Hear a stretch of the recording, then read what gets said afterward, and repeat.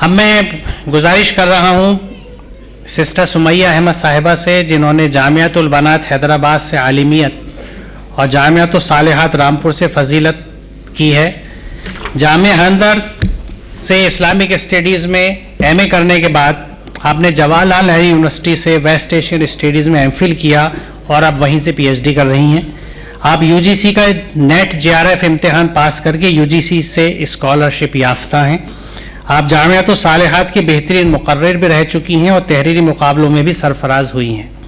آپ ایک عمدہ قاریہ ہیں اور 1989 میں متحدہ عرب امارات میں منعقدہ قومی قرأت مقابلے میں گولڈ میڈل حاصل کر چکی ہیں۔ میں سسٹر سمیہ سے درخواست کروں گا کہ تشریف لائیں۔ الحمدللہ رب العالمین والصلاة والسلام علی عباد الذین۔ قرآن کا یہ کانفرنس جو آج منعقد ہوا ہے اور اس سلسلے میں جتنی بھی تقاریر ہوئی ہیں اور اس سلسلے میں جتنا بھی ڈسکشن ہوا ہے وہ اس بات کو سمجھنے کے لیے کافی ہے کہ اگر ہم سوچ والے ہیں، سمجھ والے ہیں، تو اس بات کو سمجھنے کے لیے کافی ہے کہ قرآن کے نزول کا مقصد کیا ہے۔ چونکہ میں ایک اسٹوڈنٹ ہوں اور ہم سب طالب علم ہیں اس وقت تک جب تک ہماری آخری سانس چلتی رہتی ہے، اور ایک طالب علم سے زیادہ حیثیت ہماری کبھی یہ نہیں ہو سکتی، کسی کی نہیں ہو پائی، پیغمبروں کی نہیں ہو پائی، انبیاء کی نہیں ہو پائی کہ وہ یہ دعویٰ کر سکیں کہ وہ سب کچھ جان چکے ہیں یا بہت کچھ جاننے والے ہیں۔ تو ایک طالب علم ہونے کی حیثیت سے ہی میں نے قرآن کو دیکھا ہے، اس کو سمجھا ہے اور ابھی تک سنتے ہوئے بھی آ رہے ہیں۔ اس سلسلے میں میں جو شیئر کرنا چاہتی ہوں آپ سے، یا میں جس بات سے آپ لوگ جس چیز کا آپ لوگوں کے ساتھ ڈسکس کرنا چاہتی ہوں، وہ صرف 2 پوائنٹ ہے۔ ایک، قرآن کے نزول کا قرآن کا مقصد تقلید اور تفکیر، یہ 2 چیز ہیں، تقلید اور تفکیر، جس کا میں آپ سے ڈسکس کرنا چاہتی ہوں۔ اور سب سے پہلے تو چونکہ ہم سب یہاں پر قرآن کو جانتے ہیں اور سمجھتے ہیں، اور قرآن کے بارے میں کچھ چیزیں ہیں جو ہم لوگ بہت اچھے سے جانتے ہیں، جیسے قرآن اللہ کی آخری کتاب ہے اور یہ اللہ کے رسول صلی اللہ علیہ وسلم پر 7ویں صدی میں نازل ہوئی ہے، اور قرآن کی چھوٹی بڑی کل صورتیں ملا کر 114 ہیں، اور ان تمام صورتوں کے شروع میں بسم اللہ الرحمن الرحیم آیا ہے سوائے سورہ توبہ کے۔ اب اسی بسم اللہ الرحمن الرحیم سے میں شروعات کرتی ہوں، جس کا مطلب یہی ہے کہ شروع ہے اللہ کے نام سے جو نہایت رحم کرنے والا ہے اور بے حد مہربان ہے۔ قرآن کے ہر سورہ جب رحمان اور اس کے خدا تعالیٰ کی رحمت کا ذکر کر رہی ہے کہ یہ یہ جو سورہ شروع ہو رہی ہے وہ اللہ تعالیٰ کی مہربانی سے ہے، اور ہر سورہ اور مجموعی طور پر پورا قرآن یہ کہہ رہا ہے کہ یہ خدا تعالیٰ کی رحمت ہے۔ اور یہ خدا تعالیٰ کی رحمت کس طرح سے ہے؟ یہ خدا جب ہم غور کریں تو ہمیں محسوس ہوگا کہ جب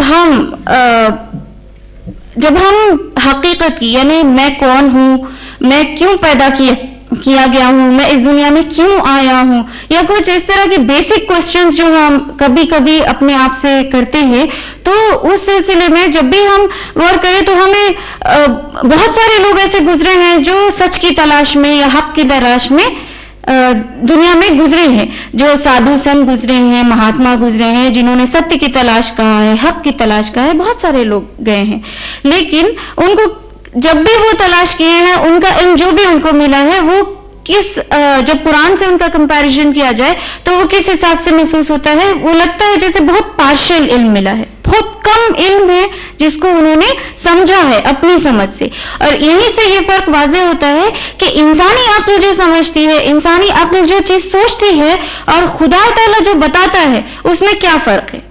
اس لیے کیونکہ اللہ رب العالمین نے جب اپنا کلام نازل کیا تو وہ خالق ہے جو ایک جگہ پر بیٹھ کر کے پوری انسانیت کو، جیسے کہ اسلم پرویز صاحب نے بتایا ہے کہ پوری کائنات کے پوری یونیورس میں اگر ہم अर्थ को देखें या सन को देखें तो वो एक डॉट से भी कम है, उसमें इंसान को देखें तो वो तो बिल्कुल ही नहीं दिखने वाली चीज है।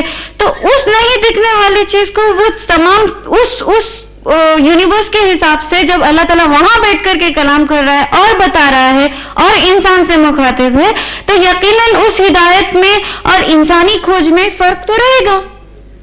और इसी फर्क को अल्लाह रब्बुल आलमीन ने यही फर्क मेन चीज है जो रब्बुल आलमीन की रहमत की सूरत में हमें नजर आता है। जो हम समझते हैं कि जो हम बार बार ये कहते हैं कि रहमत है रहमत है रहमत है, वो किस तरह से रहमत है?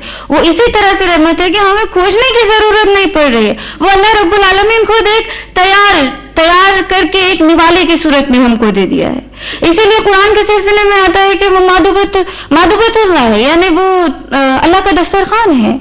वो एक तैयार शुदा निवाला है हिदायत का, वो एक रहनुमाई का रेडीमेड चीज है जिसको हमें सिर्फ ओपन करना है, खाना है, चखना है, समझना है और इसके ऊपर अमल करना है। और इसलिए जब हम ये कहते हैं कि ये रहनुमाई के लिए है, कुरान हिदायत के लिए है, कुरान रहनुमाई के लिए है, तो कुरान किस तरह से रहनुमाई कर रहा है? कुरान किस तरह से हिदायत कर रहा है? कुरान इस तरह से हमारी हिदायत कर रहा है क्योंकि इंसानी जिंदगी से रिलेटेड जो बेसिक क्वेश्चंस है, यानी इंसान कि किस मखलूक का नाम है, इंसान को क्यों पैदा किया गया है, इंसान के अंदर कौन सी सलाहियतें रखी है अल्लाह ताला ने, और वो क्या काम लेना चाहता है इंसान से, ये सारे क्वेश्चंस है जो इंसान का अपने रब से ताल्लुक और इस दुनिया में आने की वजह, इस दुनिया के बाद क्या होने वाला है, उसको एक मुतय्यना मुद्दत तक जो जिंदगी दी गई है उसके बाद उसका क्या मामला पेश आने वाला है और उसको क्या करना, ये सारे क्वेश्चंस का जवाब कुरान में मिलता है। इसीलिए कुरान को रहनुमा और हादी कहा गया है। अब उसी कुरान के नाजिल करने का मकसद अल्लाह ताला ने सूरह बकरा में 185 आयत में कहा है, शहरु रमज़ान अल्लज़ी उन्ज़िला फ़ीहिल कुरआन हुदल लिन्नास व बय्यिनातिन मिनल हुदा वल फुरक़ान, यानी रमजान वो महीना है जिसमें कुरान को नाजिल किया गया है और ये हिदायत है लोगों के लिए, और इसमें वाज़ेह निशानियां हैं और हिदायत है और हक व बातिल को अलग अलग करने वाली चीजें हैं। रमजान के महीनों हम सब नोटिस करते हैं इस चीज को, जो भी समझ वाले हैं, जो भी एक एज को पहुंच चुके हैं, चाहे वो बच्चे हो बड़े हो कोई भी हो यहाँ पर, क्योंकि हर एज ग्रुप यहाँ पर मौजूद है, छोटा भी है, यंग भी है, एडोलसेंस भी है, बड़े भी हैं, एजेड भी, सारे लोग हैं। तो हर एक ये सवाल कीजिए कि रमजान के महीने में हम सबसे ज्यादा क्या नोटिस करते हैं? ये नोटिस करते हैं ना कि कुरान के ऊपर खुसूसी तौर पर तवज्जो दिया जा रहा है, कुरान पढ़ा जा रहा है। कितनी धूम होती है रमजान में तिलावत कुरान की, कुरान को पढ़ने की। क्या आप बता सकते, मैं जब ये सवाल करूंगी आपसे कि कुरान को कौन कौन तिलावत करता है आम दिनों में भी और रमजान में भी, तो मुझको उम्मीद है कि यहाँ पर हर एक का हाथ उठ जाएगा। और जब मैं यही क्वेश्चन पूछूं कि कुरान को कई कई बार तिलावत कर लिया गया है, क्या उसमें से कभी भी ऐसी कोशिश हुई है कि उसकी एक आयत को या एक रुकू को या एक मर्तबा पूरा कुरान को तर्जुमे के साथ या ऐसे अंदाज में पढ़ा गया जिसमें आपको समझ में आ रहा हो कि आप क्या पढ़ रहे हैं? तो बहुत कम हाथ होंगे जो ऐसे उठेंगे। इससे हमको समझ में आता है कि जो चीज असल है, जिसको कुरान को नाजिल करने का जो असल मुद्दा अल्लाह ताला ने बयान किया है, वो है हिदायत का, वो है रहनुमाई का। तो हमारी जिंदगी में अप्लाई करने वाली भी तो वही चीज है। हम कुरान से जो चीजें निकाल करके लेकर आए, अहकामात निकाल कर लाए, वही तो हम अपने ऊपर अप्लाई करेंगे। लेकिन हमारी सूरत हाल को जरा हम एक बार सोचें और गौर करें तो वो इस तरह, एक छोटी सी मिसाल है उसकी, जैसे सदकात है। सदकात में क्या कहा गया है कि सदका, खूब सारा सदका करो और ज़कात दो और सदका खैरात करो। और अल्लाह रब्बुल आलमीन ने क्या कहा है कि ज़कात को अपने सदकात को बातिल न करो, तकलीफ देने से और दुखी करने से लोगों को। आज हम क्या करते हैं, बहुत सारा सदका फितरा देते हैं, लेकिन जिनको सदका फितरा देते हैं, क्या हमारे दिल में ऐसे रहता है कि कभी हम उनके ऊपर एहसान ना करें? बहुत मर्तबा ऐसे होता है कि हम उनको बहुत एहसानमंद तरीके से कि एहसान कर रहे हैं, हम आपके ऊपर दे देते हैं। और बहुत मर्तबा ऐसे भी होता है कि उनको झिड़क दिया जाता है। ये क्यों? क्योंकि हम ये तो जानते हैं कि हमें सदका करना है, ہم یہ تو جانتے ہیں کہ ہمیں زکوٰۃ دینا ہے، لیکن اس کا طریقہ کار کیا ہونا چاہیے، اس کے اندر کون سے اخلاقی طور طریقوں کو اپنانے چاہیے، وہ ہم نہیں جانتے. کیوں؟ کیا ہماری نظر سے یہ آیت نہیں گزری کہ لا تبطلوا صدقات بالمن والاذى؟ کیا ہم نہیں پڑھتے اس آیت کو؟ یہ آیت تو خود قرآن کی ہے. کیا ہم اس آیت کو نہیں پڑھتے ہیں؟ پڑھتے ہیں، ہزاروں بار اس کو پڑھ چکے ہیں، لیکن سمجھتے نہیں ہیں. قرآن کے سلسلے میں تفکیر کا میرا یہی آرگیومنٹ رہا ہے کہ اگر میرے والد مجھ سے یہ کہہ دیں کہ سمیہ ఇది భగవంతుడు పుస్తకము, దీనిని దీంతో పాటు నువ్వు ఉండాలి, ఎప్పుడన్నా ఉండాలి. اگر یہ بات میرے والد صاحب نے مجھ کو بتائی ہے، آپ مجھ کو بتائیے کہ آپ کو سمجھ میں آئی؟ نہیں سمجھ میں آئی. اگر میں اس زبان سے واقف نہیں رہوں گی تو مجھ کو بھی نہیں سمجھ میں آئے گی. لیکن چونکہ میں اپنے والد سے بہت محبت کرتی ہوں، میں جانتی ہوں کہ انہوں نے مجھ کو بچپن سے لے کر کے آج تک پالا پوسا، میری ہر طرح کی نگرانی کی، انہوں نے ہر چیز مجھ کو مہیا کی، تعلیم مہیا کی، اسلام کے طور طریقے مجھ کو سکھایا، جینے کا ڈھنگ سکھایا اور مزید نصیحتیں کی. تو میں کیا چاہوں گی جب میرے والد نے مجھ سے کہا کہ نو ای بھگونتڑ پستکم پاٹ ڈالی، اگر یہ کہا انہوں نے جملہ اور مجھ کو نہیں سمجھ میں آیا تو میں جاؤں گی کسی ایسے شخص کے پاس جاؤں گی جو اس زبان کو جانتا ہوگا، جو اس چیز کو سمجھتا ہوگا. میرے اندر یہ ارج رہے گی کہ میرے والد نے مجھ کو کیا کہہ دیا جو میں سمجھ نہیں پائی. میں جاؤں گی، اس کو تلاش کروں گی، ہو سکا مجھ سے تو میں اس زبان کو سیکھوں گی، نہیں ہو سکا مجھ سے میں کسی ٹرانسلیٹر کو لاؤں گی، ٹرانسلیٹ کرواؤں گی، نہیں ملا مجھ کو میں ڈکشنری کھولوں گی، دیکھوں گی کہ پستکم کا معنی کیا ہے، بھگونتڑ کے معنی کیا ہے، برتکالی کا مطلب کیا ہے. اور اس کے بعد میں سمجھوں گی کہ میرے والد نے یہ کہا ہے کہ یہ خدا کی کتاب ہے اور اس کے ساتھ تم کو جینا ہے. جب میں اس کو سمجھوں گی تبھی تو اس کے اوپر عمل کر پاؤں گی. اور جب قرآن نازل ہوا ہے اور عربی زبان میں نازل ہوا ہے تو ہم اللہ تعالیٰ نے کیا فرمایا؟ ابھی جو آیت تلاوت میں نے کی تھی سورہ بقرہ کی کہ ہدی للناس وبینات من الہدی والفرقان، یعنی یہ ہدایت ہے لوگوں کے لیے. اس میں کبھی اللہ نے یہ قید نہیں کی کہ یہ ہدایت ہے مسلمانوں کے لیے یا یہ ہدایت ہے غیر مسلموں کے لیے یا یہ ہدایت ہے عالموں کے لیے یا ہدایت ہے عام لوگوں کے لیے. اس میں تو لوگوں سے خطاب کیا، کامن پرسن، کامن مین، آپ کی طرح میری طرح ہر ایک کی طرح سے ایک عام انسان سے اس میں خطاب کیا گیا اور کہا ہے کہ یہ ہدایت ہے. اب یہ ہدایت کس طرح سے ہے، یہ ہدایت کیوں کر بن گئی، کیسے رہنمائی کر رہی ہے میری، اس کو مجھ کو دیکھنا ہے، سمجھنا ہے. جب میں نہیں سمجھوں گی تو چاہے میں جتنی بھی لفظی ورزش کر لوں، چاہے میں جتنی بھی اورل ایکسرسائز کر لوں اس کو تلاوت کرنے میں یا پڑھنے میں، تو یہ کچھ فائدہ مجھ کو دے گا؟ نہیں دے گا، آف کورس نہیں دے گا. اس میں یہ تو میں یہاں پر یہ سمجھ لینا چاہیے کہ قرآن کا ویسے تو دیکھنا بھی ثواب سے خالی نہیں ہے، اس کی تلاوت بھی ثواب سے خالی نہیں ہے، لیکن اللہ کے رسول صلی اللہ علیہ وسلم نے کیا فرمایا کہ لا خیر فی قراءۃ لا تدبر فیہا، یعنی اس تلاوت میں کوئی بہتری نہیں ہے، کوئی فائدہ نہیں ہے جس میں تدبر نہیں کیا جائے، جس میں انڈرسٹینڈنگ نہ ہو. قرآن کو اتنی ساری آیتیں ہم نے یہاں پر دیکھی، ایسے نہیں ہے کہ ہم نے یہاں پر ان آیتوں کو پہلی مرتبہ دیکھا تھا، ایسے نہیں ہے کہ وہ آیتیں ہمارے سامنے پہلی مرتبہ زندگی میں ہمارے سامنے سے گزری ہیں، وہ تو اس وقت سے گزری ہیں جب سے قرآن نازل ہوا، لیکن ہم اس کو سمجھے نہیں تھے. اور جن میں سے جو ہم میں سے سمجھے تھے وہ اس کو مزید سمجھنے کی کوشش کر سکتے ہیں اس کو، اور جو نہیں سمجھ رہے ہیں، بیسک زبان کو نہیں سمجھ رہے ہیں، وہ اس زبان کو سمجھ سکتے ہیں.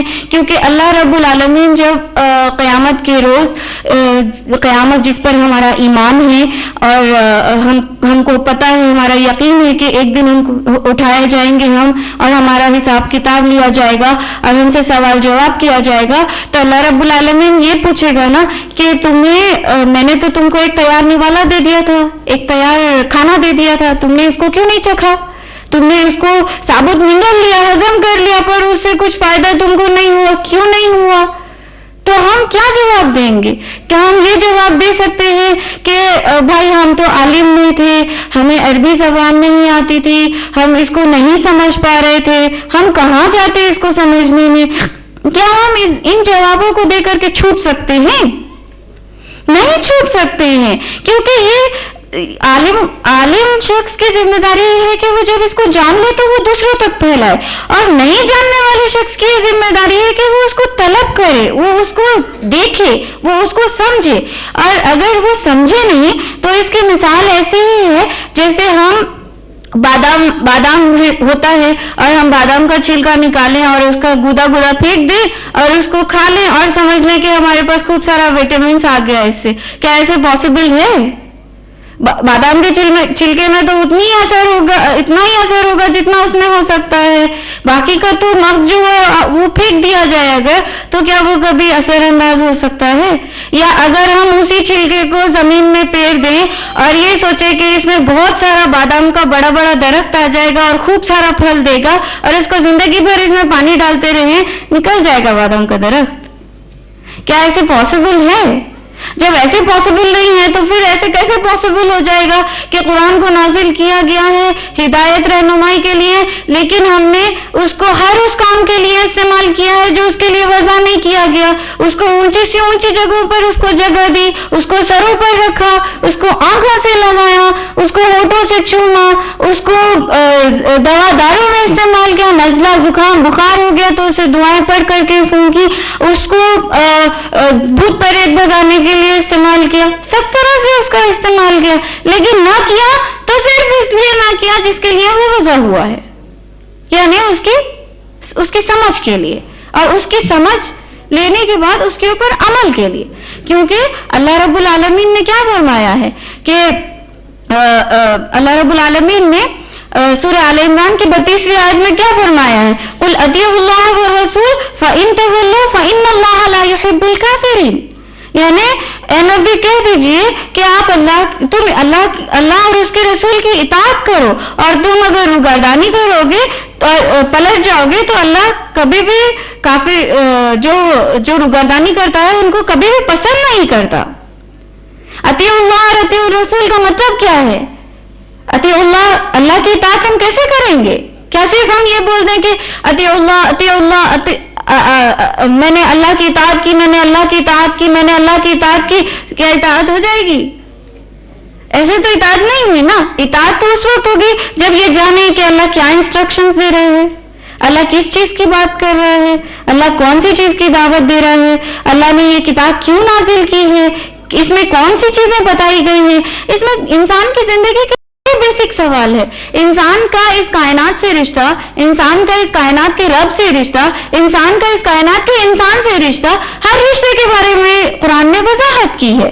اسی سے ہم یہ لیتے ہیں، لیکن اس میں کی کچھ بیسک چیزیں جو ہم فرائض مانتے ہیں، جیسے نماز ہے، زکوٰۃ ہے، روزہ ہے، حج ہے، ان سب چیزوں کو ہم لیتے ہیں اور سمجھتے ہیں کہ ہم نے ایک سٹرکچر قائم کر دیا، ایک اینٹ اور پتھر کی عمارت ہم نے جیسے سٹرکچر کے طور پر قائم کر دی، تو اس کا مطلب ہو گیا کہ ہم اسلام کو قائم کر دیے اور ہمیں جنت میں جانے سے کوئی نہیں روک سکتا.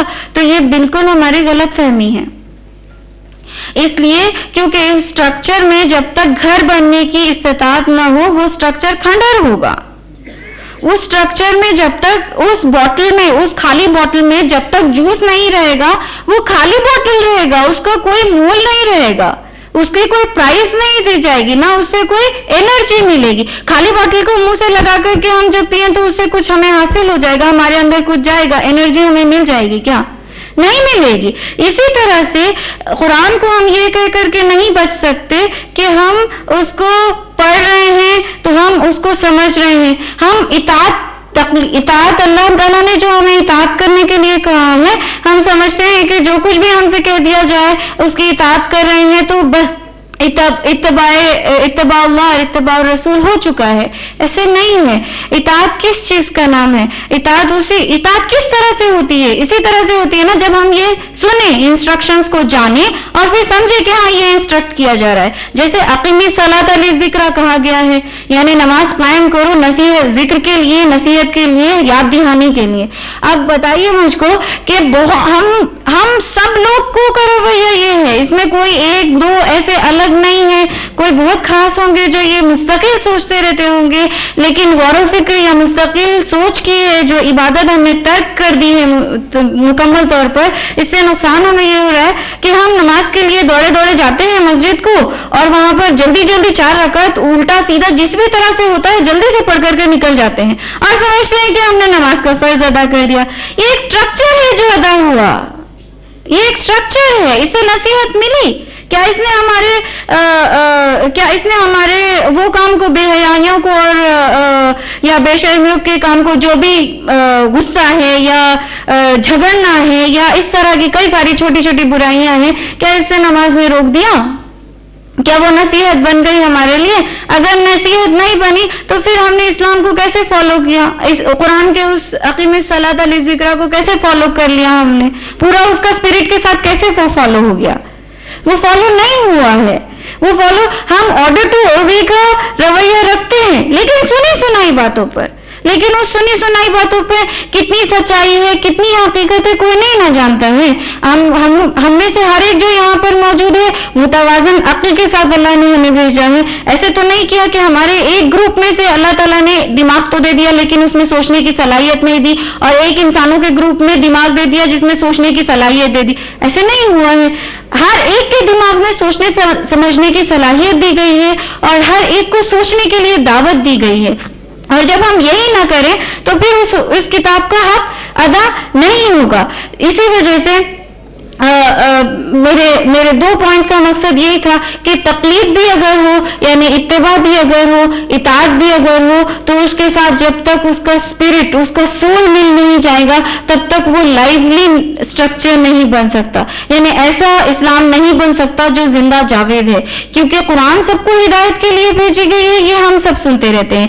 آخری ٹائم کے لیے ہدایت کے لیے بھیجی گئی ہے, یہ بھی ہم سب سنتے ہیں. لیکن اس ہدایت کو کیسے اپنایا جائے, ہمارے روزمرہ کی زندگی میں اس کو کیسے اپلائی کیا جائے, قرآن کی چھوٹی چھوٹی چیزوں کو. کیونکہ اللہ رب العالمین جب انسانوں سے خطاب کرتا ہے تو وہ ایک ایسا خطاب رہتا ہے جو ایک بڑے بزرگ کا خطاب ہوتا ہے اپنے چھوٹے بچوں سے, ناسمجھ بچوں سے. چھوٹے چھوٹے بچوں کو ہم کیسے تعلیم دیتے ہیں اسکول میں کہ بیٹا don't do this, do that, ایسے ہی ہم کہتے ہیں نا, this is not right because it harms you in this way, this is right because it gives you benefit in this way. ہم یہی چیز تو سمجھاتے ہیں. اسی طرح سے اللہ تعالیٰ ہم کو سمجھا رہا ہے, اور اگر ہم اس چیز کو نہیں سمجھ رہے ہیں, ہم اس سے دور ہٹ کر کے ہم یہ سوچ رہے ہیں کہ it is not the work of common man to understand the Quran, then it is underestimation of Quran. اگر ہم یہ سوچیں کہ قرآن کو سمجھنا ہم عام انسانوں کا کام نہیں ہے, دوسرے لوگوں کا کام ہے, اور وہ ہمیں بتائیں اور ہم سنی سنائی باتوں پر عمل کریں, تو یہ قرآن کی ہم تصغیر کر رہے ہیں. اگر میں سمجھتی ہوں میرے سوچنے کا طریقہ صحیح ہے تو ڈیفینیٹلی انڈر اسٹیمیشن ہے, کیونکہ قرآن کا نزول کا مقصد بیسیکلی اللہ تعالیٰ انسانوں سے ایڈریس کر رہا ہے, اور جب ایڈریس کو ہی نہیں سمجھا جا رہا ہے تو پھر وہ کیسے ہو جائے گا اس طرح سے کہ اس کو بہت اونچی جگہ یا اس کو بہت پریسٹیجیس مقام مل جائے. تو یہی کچھ باتیں میں آپ سے ڈسکس کرنا چاہتی تھی, کیونکہ as a student, as a طالب علم میں بھی اس چیز کو مانتی ہوں کہ قرآن کی زبان سے ہمیں واقفیت ہو چاہے نہ ہو, اس کو سمجھنے کا حق, اس کو سمجھنے کی ذمہ داری ہم سب پر بہت ضروری ہے. چاہے اس کو ہم اپنی مادری زبان میں سمجھے, چاہے دیہاتی زبان میں سمجھے, چاہے شہری زبان میں سمجھے, کسی بھی زبان میں سمجھے, اس خدا کے انسٹرکشن کو جاننا ضروری ہے, کیونکہ اسی اللہ تعالیٰ نے فرمایا ہے کہ قرآن کو نازل ہی کیا گیا ہے انسٹرکٹ کرنے کے لیے, ہدایت کرنے کے لیے. اللہ رب العالمین سے دعا ہے کہ وہ ہم سب کو ہدایت کی توفیق دے, اور ایسے چیزوں میں مبتلا ہونے والا نہ, ایسے چیزوں میں ہمارا دماغ نہ بہک جائے جو خالی بیکار کی باتیں ہو, یا جو ایسی باتیں ہوں جن کا کوئی بیس ہی نہ ہو. قرآن کو جب ہم کو سمجھنا ہے تو اس کے مطابق ہم کو ذہن بنانا ہی ہوگا, اس لیے کیونکہ اللہ کے رسول صلی اللہ علیہ وسلم نے فرمایا, اللہ کے رسول صلی اللہ علیہ وسلم کے حضرت عبداللہ ابن ایک حدیث ہے جس میں حضرت عبداللہ نے یہ کہا ہے کہ ہم کچھ نوجوان تھے جو اللہ کے رسول صلی اللہ علیہ وسلم کے ساتھ تھے، جنہوں نے